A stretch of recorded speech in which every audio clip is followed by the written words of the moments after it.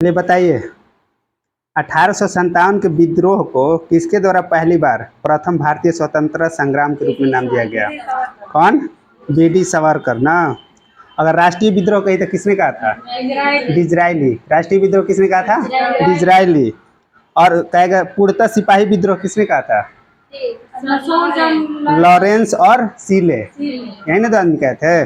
और वहीं बोलेगा कि बर्बरता तथा सभ्यता के बीच युद्ध किसने? और उसके बाद बोलेगा धर्मांधों का ईसाइयों के विरुद्ध युद्ध किसने कहा था? रीज। किसने? रीज। 1857 के क्रांति के समय कौन था वायसराय? कर्जन? कैनिंग। कैनिंग, हाँ कैनिंग था। उसके बाद बताइए, निम्नलिखित में से कौन सी घटना सबसे पहले हुई थी? संथाल विद्रोह, बिरसा मुंडा और ताना भगत आंदोलन? कौन? संथाल। देखिए संथाल विद्रोह ना 1855-56 में हुआ था। इसका नेतृत्वकर्ता कौन थे? सिंधु और कान्हू। सिंधु और कान्हू। अब बताइए, अगर पूछेगा बिरसा मुंडा विद्रोह कब हुआ था, इसमें है ना ऑप्शन में 1899-1900 के बीच में। 1899-1900 के बीच में। ताना भगत आंदोलन 1914। 3 ऑप्शन था ना। देखिए संथाल विद्रोह कब हुआ था? 1855-56। एक और ऑप्शन था बिरसा मुंडा, तो बिरसा मुंडा कब हुआ था? 1899-1900। और उसमें था एक और ऑप्शन था ताना भगत, तो ताना भगत कब हुआ था? 1914। तीनों याद हो गया। अब बताइए, बंकिम चंद्र चटर्जी का उपन्यास आनंद मठ है में किस विद्रोह का उल्लेख है? सन्यासी विद्रोह। आनंद मठ में किस विद्रोह का उल्लेख है? सन्यासी विद्रोह।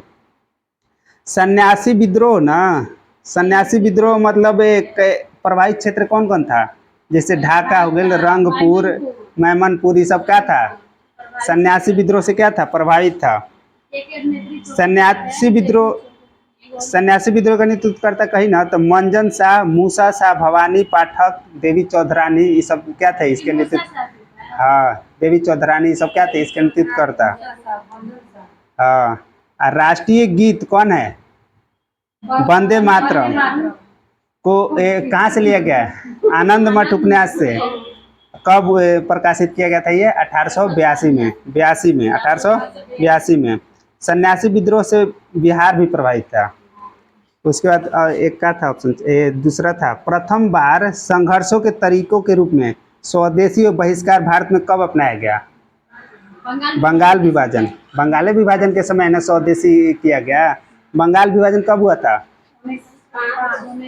ना देखिए, बंगाल विभाजन का घोषणा लॉर्ड कर्जन ना 19 जुलाई 1905 को घोषणा किया कि बंगाल विभाजन किया जाएगा, लेकिन यह आगे 16 अक्टूबर 1905 को बंगाल विभाजन को प्रभावी कर दिया, मतलब लागू हो गया उसी दिन से।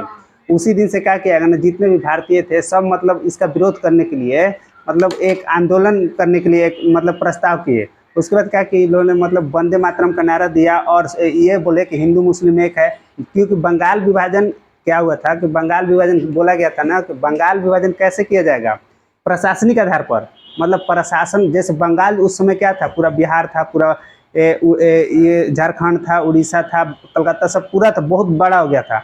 तो बंगाल विभाजन चलाने में प्रशासन, मतलब एक आदमी को पूरा बंगाल को चलाना बहुत मुश्किल था। तो इसलिए क्या किया? तो बंगाल विभाजन बोला प्रशासनिक आधार पर होगा, लेकिन किस आधार पर किया? सांप्रदायिक आधार पर। मतलब हिंदू को अलग कर दिया, मुस्लिम को अलग। इससे क्या हुआ कि दोनों में मतलब ऐसी भावना उत्पन्न हो और जिससे झगड़ा हो और हम लोग ज़्यादा दिन तक राज करें, कर्जन का मानना था। इसीलिए फिर क्या किया कर्जन ना, जबरदस्ती सांप्रदायिक आधार पर कर दिया। तो इसलिए फिर सब लोगों ने मिलकर, हिंदू और मुस्लिम दोनों एक दूसरे को राखी बांधे, वंदे मातरम का नारा दिया और बोले कि हिंदू मुस्लिम एक है। सब उसी विभाजन नहीं चाहिए, इसी आंदोलन में बहिष्कार का और स्वदेशी आंदोलन का नारा दिया गया। 1922 में आयोजित भारतीय राष्ट्रीय कांग्रेस के गया अधिवेशन के अध्यक्ष कौन थे? चित्तरंजन दास। चित्तरंजन दास। देखिए चित्तरंजन दास ना 1922 में जो आयोजित हुआ था ना गया अधिवेशन, उसमें अध्यक्ष कौन थे? चित्तरंजन दास। देखिए कांग्रेस का स्थापना ना 28 दिसंबर 1885 को हुआ था। किसने कराया था? मतलब कौन, मतलब उससे वायसराय कौन थे? एओ ह्यूम कराए थे। उसमें वायसराय कौन था 1885 में? डफरिन ना। कांग्रेस का स्थापना 28 दिसंबर 1885 को हुआ।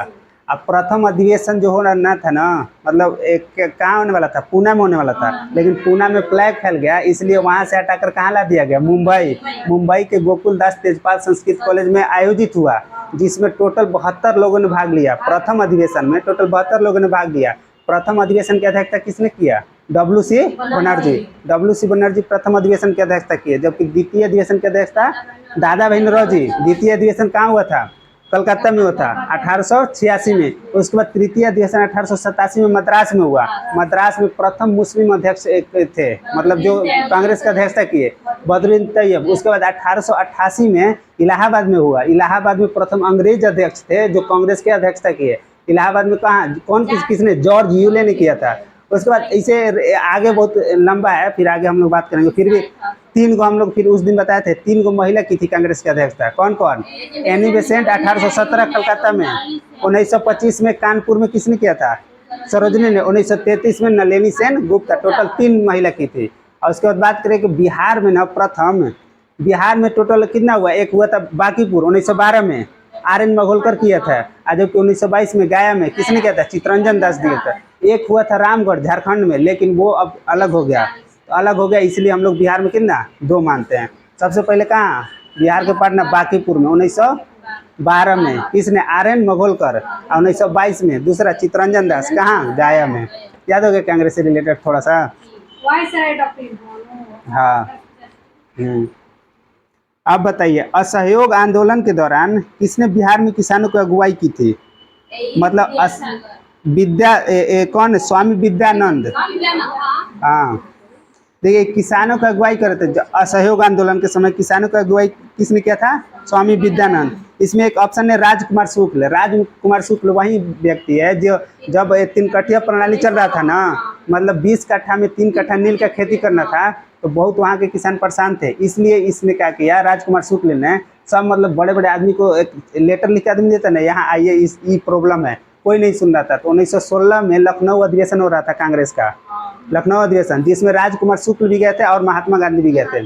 तो राजकुमार शुक्ल ने महात्मा गांधी को बोले कि वहाँ ऐसे ऐसे परेशानी है, 20 कट्ठा खेती, 20 कट्ठा में 3 कट्ठा नील की खेती कराता है, जिसमें उपज भी नहीं होता है, फिर भी मतलब बहुत ये है। तो सबसे उनको राजकुमार शुक्ल वही थे जो महात्मा गांधी को कहाँ लाए? वहाँ बिहार में। 1817 में कलकत्ता में हिंदू कॉलेज की स्थापना किसने किया था? ये पढ़ाए थे राजा राम मोहन राय में। 1817 में हिंदू कॉलेज डेविड हेयर के किए थे, लेकिन सहयोग किसके? राजा राम मोहन राय के। उसी में ना बताए थे। वेदांत कॉलेज कब? 1825 में। 1825 में वेदांत कॉलेज बताए थे।